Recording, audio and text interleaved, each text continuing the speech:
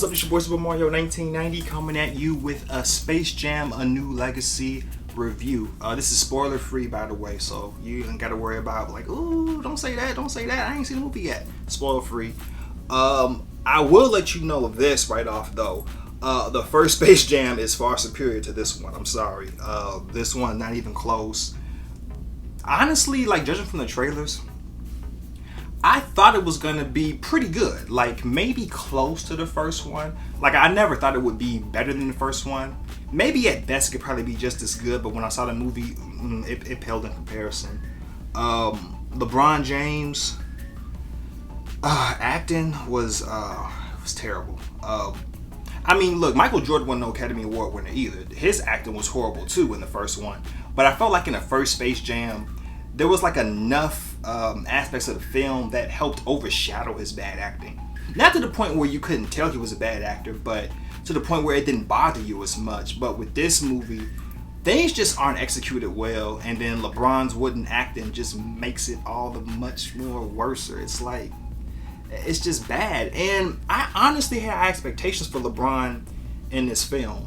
Like, I mean, not like dramatic or anything like that, but I remember LeBron James early on in his career when he first played with Cleveland, those Sprite commercials that he used to do, like with all those different little multiple characters, kind of like Eddie Murphy style, how Eddie Murphy would do the clumps in the Nutty Professor movies. And he was pretty good with that. He had a good personality. He was pretty comedic. You know, he had good timing and things like that. So I felt like he would kind of bring that energy and that personality into this film. But I guess he just chose not to do it. Now, maybe some of that does have to do with the type of character that he played in this film, because his character in this film is a jerk. He's a like tough love, no nonsense kind of father to his son, who his son has the potential to be a great basketball player. And so LeBron's character wants to push his son so hard to be great to the point where it's toxic and to the point where it just disregards what his son really wants for his own life. So he is pretty much a tyrant in this film, but it's like at the same time, I feel like you could find a way to play an entertaining tyrant. But I don't know, like LeBron had times where he could like be fun, and when you saw him try to do it, it just didn't come off right. It was just corny, and it was like, oh, like LeBron, you could do better than that. Like I've seen LeBron and what he can do. Like he can do it if he chose to, but yeah, he just didn't. And I think it bogged down the film. Now let's get into the premise. Basically, like what I said, LeBron's character, just to break it down, is basically the emphasis of the film. He's a tough, loving father, like I said, pushes his son hard. His son is into, he can play ball, but he's really into game design. That's his thing. And LeBron just doesn't see that. He doesn't care about that. He's more about the love of the game, and you want to play this game, you want to be great, you got to be focused, put them games away, that it's distractions, you know. So he's like, real tough love to the point where it's toxic, causes a lot of tension between father and son. And so Don Cheadle's character, Al-G Rhythm, which is algorithm basically, his character has his own kind of motivations. And Don Cheadle too, I'll tell y'all this. Don Cheadle is the brightest spot of the film. He kills it. Every scene, just steals it. He does a great job. He's a very entertaining villain. Like, and Don Cheadle, like his resume speaks for itself. So if Don Cheadle gonna be in something, whatever he got to do, he gonna bring it. The man been doing things forever, and he's played so many different characters, and he's so versatile. So he gonna bring it. And even in the family film, I was just kind of like, Don Cheadle, I'm like, oh yeah, he might be funny. He might be alright. No, he did really good. He did really good. He really kept me in the movie, and he does get a lot of screen time, which I think is good. And I felt like he was more entertaining. Well, I would say probably like better than Danny DeVito's character, who was in the original Space Jam. But it's kind of unfair though, because Danny DeVito's character, he does a good job too, but his character didn't really get a lot of focus as compared to Al-G's character in this one. But he kills it, like I said. Like he pretty much keeps the movie afloat, or what's good of it, he's a part of that. But Al-G basically challenges LeBron to a game. He sees the tension, he sees the strife between them, and he wants to use his son to manipulate his son to go against LeBron. and they got to play against the Goon Squad. Now, this aspect of the film really bothered me because if you saw the first one in Space Jam, the Monstars have a real presence in the film, and they're presented so well to the point where when you get to the actual game, you have fear, and you're like, oh man, is Jordan really gonna beat these cats? It's like everything was fully developed and fleshed out with the villain team, the opponents, the Monstars. With the Goon Squad, everything is just forced. It's forced and it's too quick. Like, there's one scene where you see the basis of how the Goon Squad got formed. It's nothing but a glorified cameo. Now, they picked some pretty good ballers. I'm not going to say who they are. You'll have to see for yourself if you haven't seen the movie yet. But they picked some pretty good ballers. Honestly, I would have liked to have seen Draymond Green be one of the players they selected, because Draymond and LeBron, like in real life, are our nemesis. That would have been pretty cool to see play out in the film. But they did get some pretty good ballers, and a couple of them from the WNBA as well, too. So there's inclusion with that. And so it's like a glorified cameo, and then when you get to the game, it's like, oh, they're the opponents that LeBron has to beat to get his son back. Nothing feels anticlimactic. It's just like, oh, these the cats LeBron got a ball against, okay.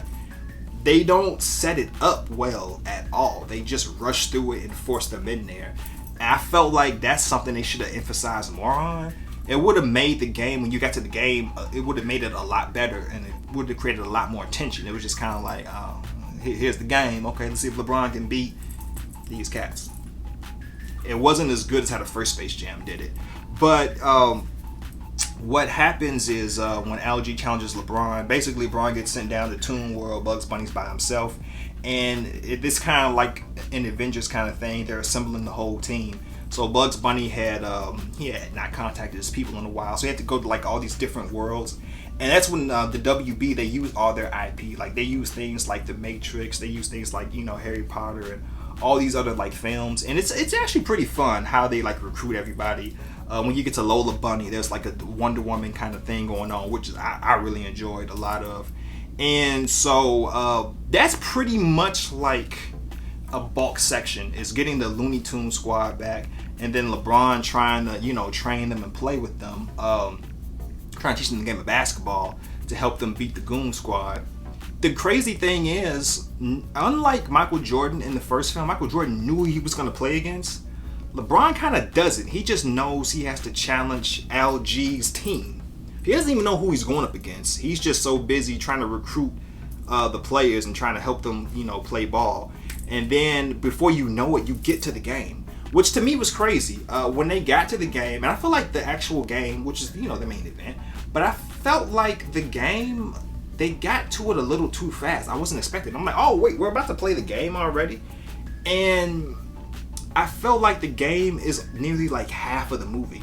In the first Space Jam, I felt like it was like about 15, 20 minutes. Like, it was like a good chunk of the movie. But there was so much development and build up into actually getting to the game. With this movie, everything kind of feels so rushed. Each aspect is like, okay, bam, now we get the game. And it's to the point where it's like, whoa, I'm not ready for the game yet, because you gotta like build a story around getting into the game. Like, I mean, they do it, but it's not fully developed. It's not fleshed out enough for you to honestly care that much. Like, the game just doesn't even feel like a big event. It's just like, oh, okay, well, let's see if LeBron can beat them so he can get his son back and everybody can go home. It doesn't really feel important. It was just crazy how they just rushed through everything like that. I don't know how they dropped the ball. No pun intended. I don't know how they did that, but it was just like, just developing things, just, it wasn't there. But, it was kind of fun and wacky, like the Looney Tunes. Some things with the antics are hit and miss. I don't know, maybe because I'm grown too, but some things like, oh, that's clever, I like that, that was pretty funny. And other things is kind of like, okay, we can move on. But maybe kids might enjoy it, kids might like it. But, honestly, I still like the first Space Jam movie. It's still good to me as it was back in 96 when I was only 6 years old watching that movie. And I just recently saw it like a couple of years ago. I still like it just as much as I did back then. I actually can understand like a few more things, a few more little jokes that I didn't get back then. And there's kind of like fun adult stuff in this movie too, especially like basketball stuff. If you're a basketball fan, there's like a couple of references here and there that, basketball fans will enjoy. And you're a kid or you can be grown, you'll still like it. But I mean, there's some good stuff in there, but just overall as a film, just certain things just aren't fully developed, and arcs are kind of cut real short to the point where it's like, okay, well, I want to invest and care, but I can't because y'all don't allow me to. Y'all don't really focus enough on certain things. And then what they do good with is Lola Bunny. Now, if anyone's been keeping track or coming across things, Lola Bunny, who's voiced by the beautiful and talented Zendaya, my future wife, she in that movie Lola Bunny, what they were trying to do as compared to the first one, because in the first film they said like she was very inappropriate for the first film, and she was basically like a sexual object, which is true. So in this film they wanted her to be more appropriate. They wanted it to be more to today's standards, like a woman who's strong and capable, and can do things herself, and not be nothing but a sex object in this film. So they wanted to make her character a lot more important and add something to this film, and they actually did a good job of doing that. There's no sexualization at all, I feel like, with Zendaya's version of Lola Bunny. Like I said, she's very strong. They had the whole Wonder Woman scene, which I think is one of my favorites. When they first tried to recruit her, I'm not going to go into what they did, but that was a really fun scene, especially if you actually seen the first Wonder Woman movie. It wasn't Wonder Woman 84. They didn't go back to that. They did the good Wonder Woman, the first one, and it was pretty cool how they involved Lola Bunny in that one. That's like your intro to seeing her in the film. And so yeah, they did a really good job, and she does add a lot more value and a lot more realness and a lot more tough and gritness to this film. A lot more importance in this film than what you've seen in the first film.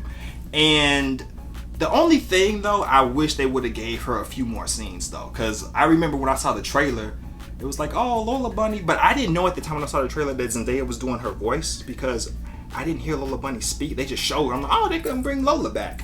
And they show her like jumping midair, and that was about it. And I'm like, oh, okay. But Zendaya plays. I'm like, oh, cool. Well, if Zendaya plays, so y'all should have showed us like a little more in the trailer then, because Zendaya, she's a big deal. Like, do she get to speak much? Do she get a lot of screen time or audio time? But in the film, yeah, she does actually play a big vital part. But I do wish to see her Lola Bunny a little more. I felt like that would have kind of moved things in a better light, but they did enough though. They did enough, especially more than enough to make her character a lot more important than what Lola Bunny was in the first Space Jam. She did add a lot more in this film this time around. But I mean, overall, when you get to the basketball scene, the main event, it was pretty fun. Like, it was modernized.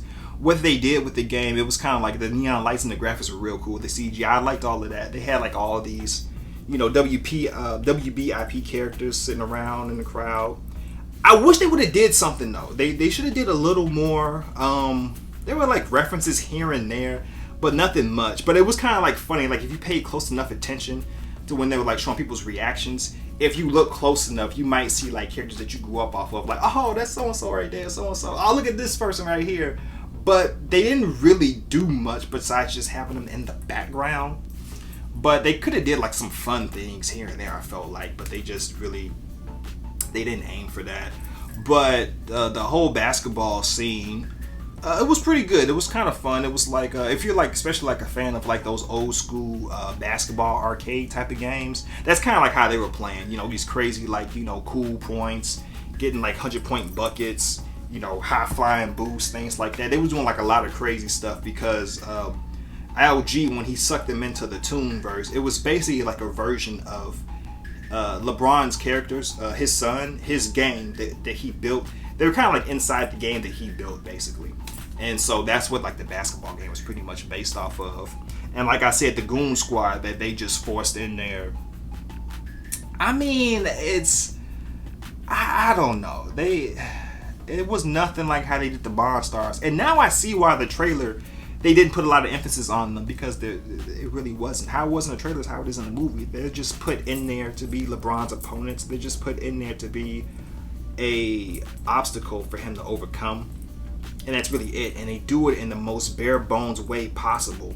So it's even when they're up ahead, you don't really feel LeBron could beat these guys. You don't feel there's oh man, I don't know, man, LeBron gonna do there's nothing there to be scared of. It's just oh, you just waiting for when he beats them, and you waiting to see how he beats them. what he does, what the Looney Tunes do, you know, what little antics they got going on, what game plans they making. So, you know, the game could have been a lot more fun. It just doesn't feel important. It just feels like a CGI fest, which is pretty cool, but it just wasn't nowhere near as impactful or anticlimactic as the first Space Jam was. And that's just a lot saying about this movie too. Like, the movie goes the whole way. It's just like, I mean, I just can't help but compare it to the first one. And so it's to the point where it's like, man, they ain't doing nothing in here that's just except for Don Cheadle's character, but other than that, and I think that's the thing too, because his character does get a huge arc, but it is to the point where even though I liked him so much in this movie, and Don Cheadle just doesn't miss, he steals every scene. Honestly, there are times where it's like, okay, there's a little too much focus on him, and they could have took that time elsewhere to develop more things into the movie that would have made the movie more well-rounded and come full circle. I feel like if they would have spent less time on his character, because he had more than enough time.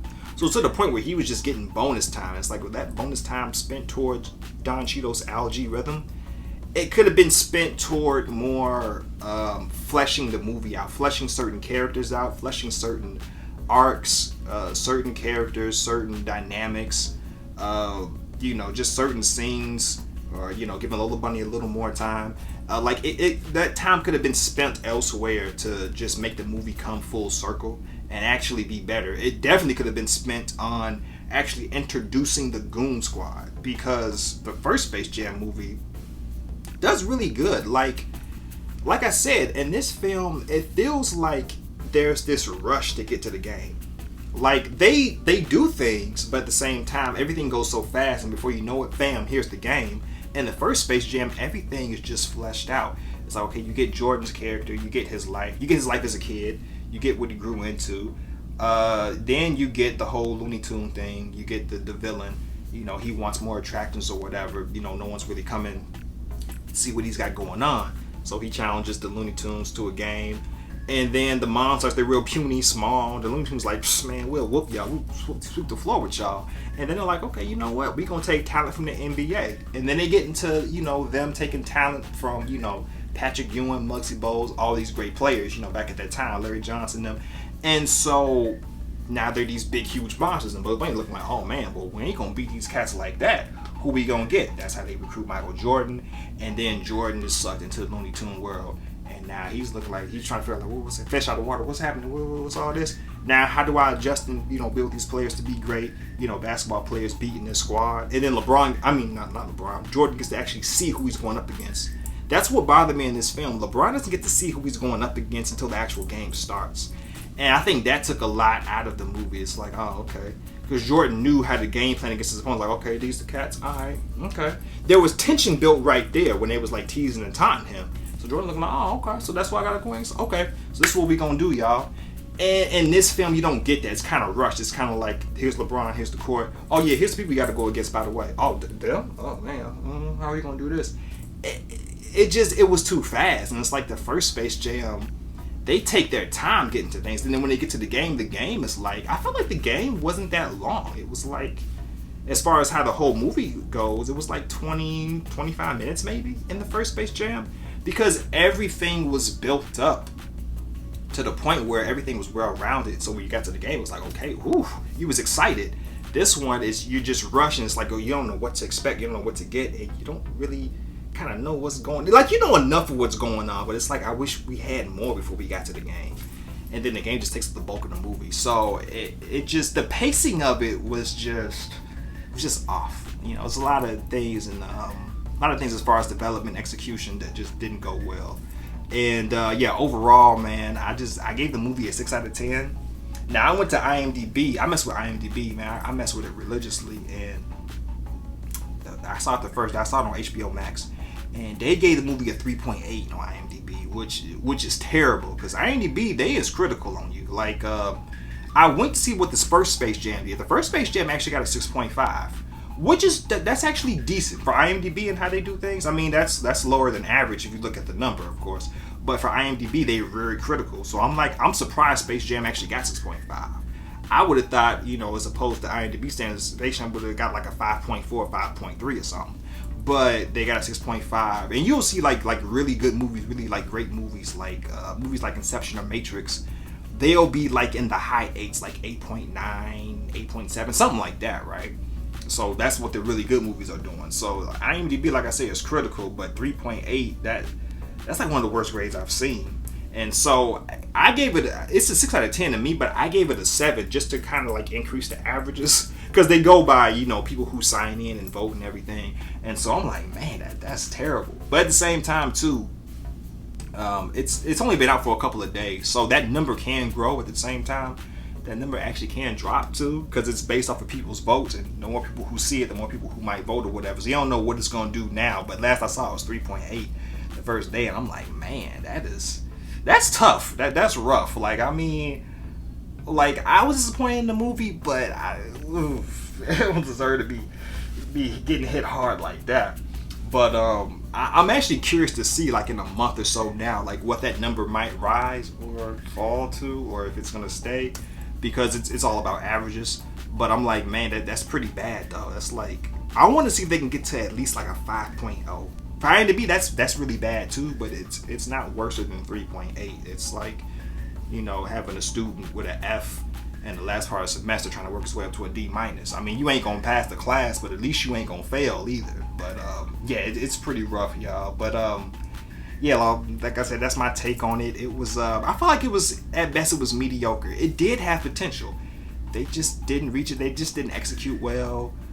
There were some fun things about the movie, but just overall, I mean, I am not gonna get it on Blu-ray like I got the first one on Blu-ray. I will tell you that. I might see it maybe one more other time, maybe.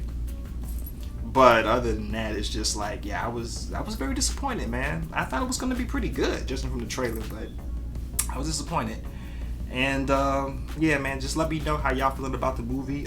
If y'all have seen it anyway, do y'all plan on seeing it? What y'all think? Did y'all think it was gonna be bad? Did y'all think it was gonna be good? But yeah, man, this your boy Super Mario 1990, and I'm out. Peace in.